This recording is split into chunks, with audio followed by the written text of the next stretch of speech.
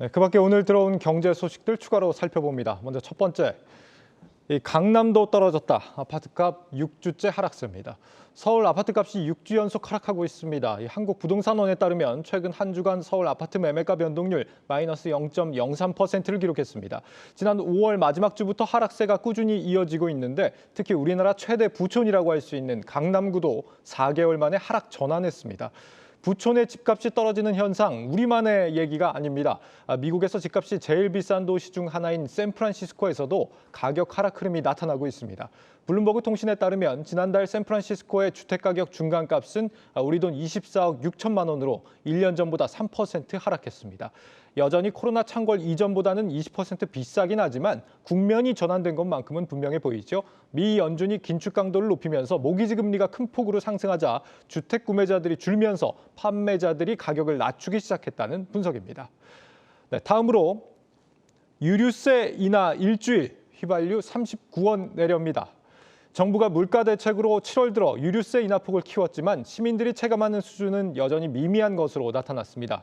한국석유공사 유가정보서비스 오피넷에 따르면 오늘 오전 전국 주유소 휘발유 평균가는 리터당 2,107.07원으로 여전히 2,100원대에 머물고 있습니다. 경유값은 더 비싼데요. 2,143.35원에 달합니다. 정부는 기존 30%였던 유류세 인하폭을 37%로 확대하면서 휘발유값이 리터당 57원 낮아지는 효과가 있을 거다라고 했는데 일주일 새 내린 가격은 39원 수준에 불과했습니다. 특히 전국 주유소 10곳 중 3곳 정도는 가격을 1원도 안 내렸다고 합니다. 재고분을 다 소진한 뒤에야 인하분을 반영하기 때문인데 싼 값에 기름 넣으시려거든 한 주 더 기다려보신 것도 방법이 아닐까 싶습니다. 이런 가운데 이 국회는 앞으로 유류세 인하폭을 50%까지 확대하는 방안을 검토하고 있습니다. 나라 재정 걱정이라면서 세금 참 많이도 깎아주네요. 네, 다음 소식 보겠습니다. 저축은행 성장 자제하라. 기업에게 성장을 자제하라니 말이 좀 이상한데요. 요즘 이 금융회사들을 만나 광폭 행보를 보이고 있는 이복현 금감원장이 오늘 저축은행 대표들을 모아놓고 한 말입니다. 이복현 원장, 이 최근 저축은행 BIS 비율이 하락 추세에 있어 과도한 자산 성장을 자제해야 하고 경영 계획을 재점검할 필요가 있다고 밝혔습니다.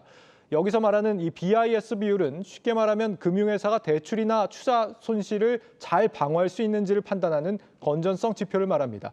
최근 3년간 저축은행들이 대출을 공격적으로 늘리는 과정에서 떼일 위험이 높은 대출들이 많이 발생하고 있는데 이런 자산 그만 늘려라라는 경고를 이복현 원장이 날린 겁니다.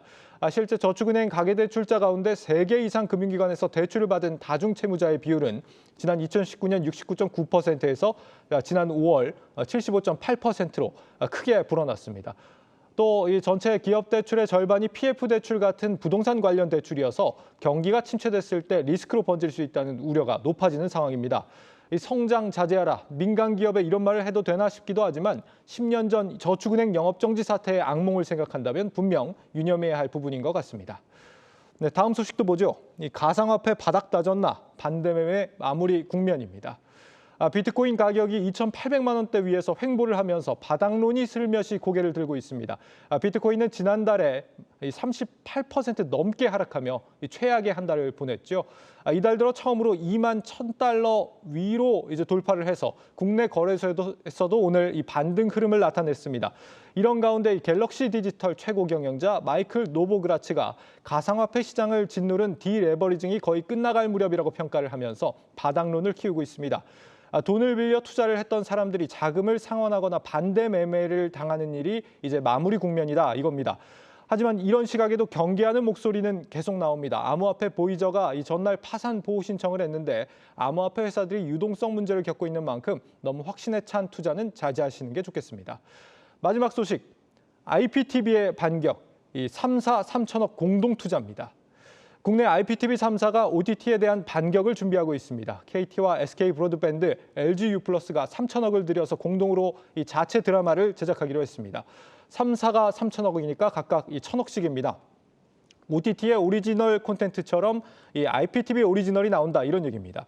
요즘 OTT 시장이 커지면서 콘텐츠 값이 비싸지고 있다고 합니다. 이렇다 보니까 IPTV 업체들이 이 대작 영화나 드라마를 독점적으로 수급하기가 쉽지 않아진 건데 이에 대응해 IPTV 3사는 첫 공동 수급으로 최동훈 감독의 장편 영화 외계인 1을 택했습니다. 특히 이들 IPTV 3사의 그룹사는 각각 자체 OTT 플랫폼도 보유하고 있죠. KT는 시즌, SK는 웨이브, LG는 U+ 모바일 TV. IPTV와 OTT를 총동원해서 글로벌 OTT 공룡에 맞서겠다. 이번 전략이 성공을 거둘지 기대를 해보겠습니다. 지금까지 오늘 들어온 경제 소식들 추가로 짚어봤습니다.